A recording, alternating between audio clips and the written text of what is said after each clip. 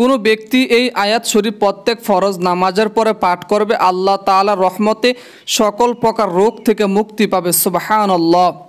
সফল হবে, সম্মান বৃদ্ধি পাবে, অভাব অনটন রব্বুল আলামিন দূর করে দিবেন। যত বড় বিপদে থাকেন না কেন, এই দোয়াটি পড়ার কারণে রব্বুল আলামিন দুনিয়ার সমস্ত বিপদ আপদ থেকে রব্বুল আলামিন তিনি আপনাকে মুক্তি দান করবেন। সুবহানাল্লাহ। এবং তার আয়ু বৃদ্ধি পাবে। দর্শক, প্রত্যেকদিন 41 বার এই আয়াত শুদ্ধ করে পাঠ করলে স্বপ্নে যুগে নবীজি সাল্লাল্লাহু আলাইহি ওয়াসাল্লামের সাথে সাক্ষাৎ লাভ হবে। সুবহানাল্লাহ।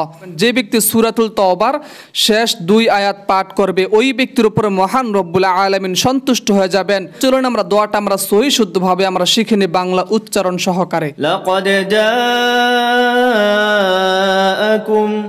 رسول من أنفسكم عزيز عليه ما عنتم حريص عليكم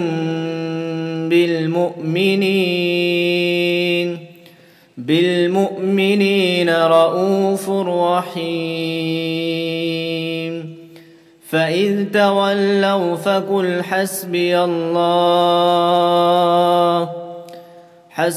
الله لا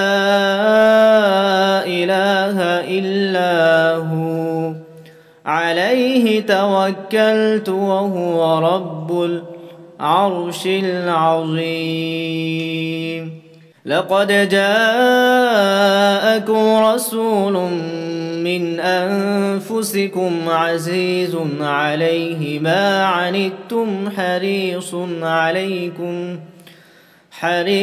عليكم بالمؤمنين رؤوف رحيم فإذ تولوا فقل حسبي الله لا إله إلا هو عليه توكلت وهو رب العرش العظيم